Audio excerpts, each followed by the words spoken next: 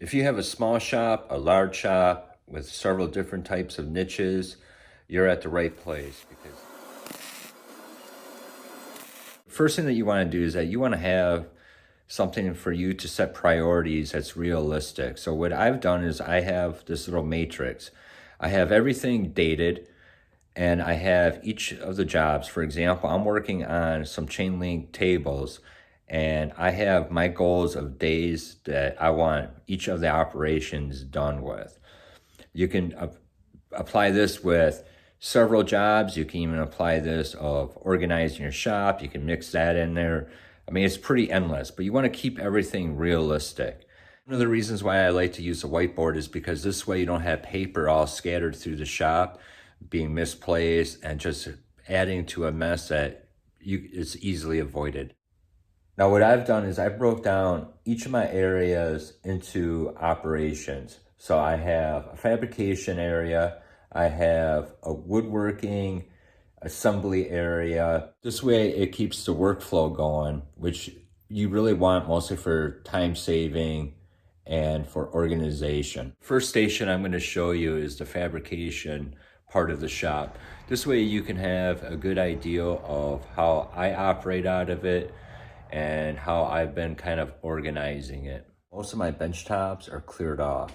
The reason why is because if they're all cluttered up and let's just say one of our vehicles broke down and I had to fix it because we have to go to work the next day, what'll happen is that I might waste more time putting away my tools, cleaning everything up to use that bench, and then it's going to add to that stress, and it's just going to make hopefully a simple job more difficult. Now I have one of those stapled pegboards.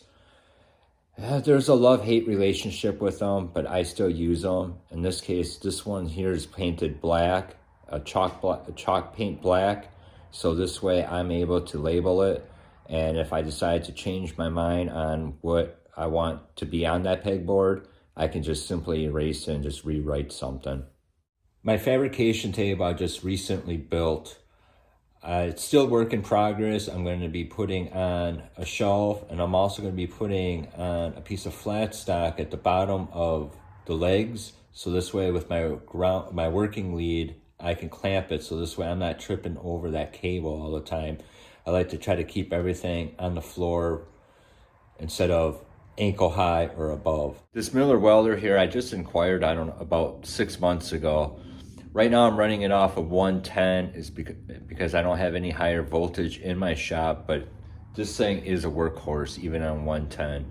My Everlast, that's a TIG and a stick welder. I use that mostly if I have to do a job out in the field. I can just grab that because it's extremely lightweight.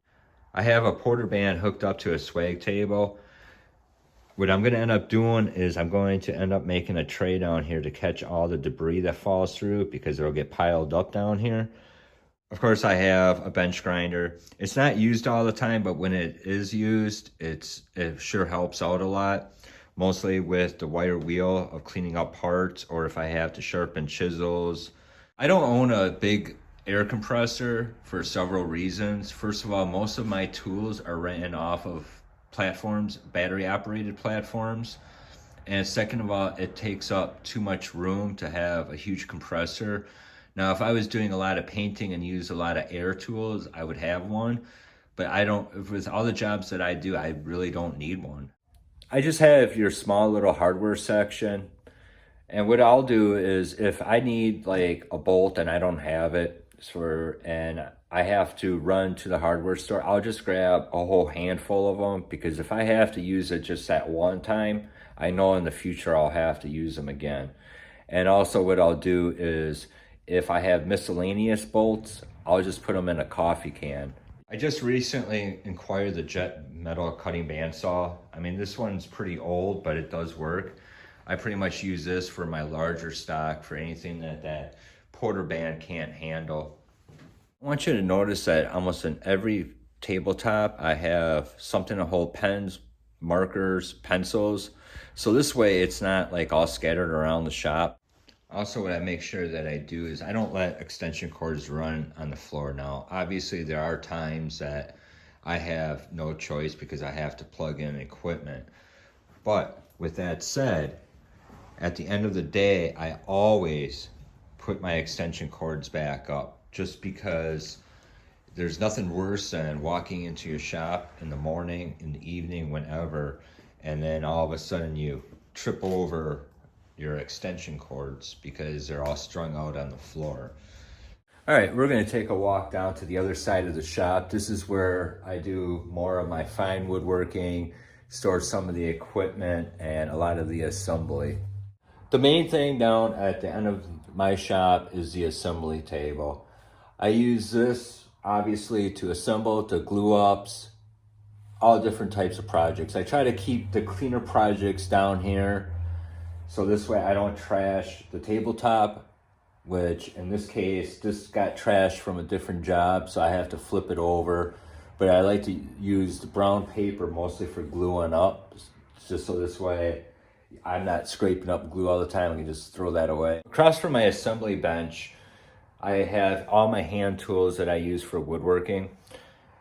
The reason why I keep my hand tools for that out is because in my shop at this station, I'll reach for all these tools first because I'm doing glue up, I'm hand planing, I'm using hand chisels, what have you. So this way, I'm not walking across the shop, digging through stuff. It's all right there. I can just reach around and grab it. This is another great investment, is a Milwaukee Pack Out. This kind of floats around the shop, but I use this quite often, mostly when I have to go on a road trip, or if I have to go somewhere to do an install, or if I have to do something in the house. I have everything labeled on it, so this way, if I need drill, like my M12, I can just grab that case, go into the house, do what I need to get done, and bring it back. And I have everything all organized inside of it. The big compartments, I really don't have anything in there right now, but if I have an install or if I have to go out of town for a job, I'll put the tools that I'll need in the bigger boxes. And here's some good valuable advice. At least what I do is I keep like an old paintbrush, a soft paintbrush by all of my equipment so I can wipe it down. And I also keep a larger brush around so when I'm done for the night, the day, whenever, I can just go around and knock off all the dust off all the equipment. Mostly since they're woodworking, things are gonna get kicked up all the time. And if you leave things dusty, you're gonna run across a lot of problems with rusting of equipment, getting into the motors. Now over here on the old woodworking bench that I made years ago before I had all the other tables, I pretty much store my jointer, and I also put my belt sander over here. I'll move that belt sander back and forth because sometimes I use it in the fab area. The jointer, I don't use that often, but it's heavy and it's easier to grab off this table. Now, I'm not a big fan on drawers, but obviously you can't avoid them. But I like to label everything. As you can see, I labeled my marking, my sanding, I have a miscellaneous, and I have my drill bits. Now I have to keep my contractor saw down here, which is fine because I don't use it all the time. But what I'll end up doing is I'll end up taking that to the other side of the shop, and then I'll put it on some sawhorses and some plywood, and I'll use that. Or if it's nice outside, I'll just take it outside and cut down when I have to. That's where the matrix comes into play too. So you know if you're woodworking or metalworking. I do that with the saw, I do that with the jointer, I do that with the planer. And if I have to work inside, I use one of these little dust collector systems. Pretty much my little shop and how I have everything all kind of set up. Obviously at every shop, there's still room for improvement, but sometimes jobs and projects take over more so than getting totally organized. But it's important to remember to always clean up after yourself. And if you keep moving something from one place to another, just because it's in your way, that definitely needs a home. Well, I hope you got something out of this tour and some good ideas and some good advice. I know when I watch other people's shop tours, I'll watch them a couple of times First, I kind of listened to what they were saying, or something in the background kind of got my attention of, oh, I like how they had that there. And then I'll try to incorporate it in my shop. So you might want to do the same thing with this video. But with all that said, once again, thank you for watching. Please like, subscribe, and hit that notification bell.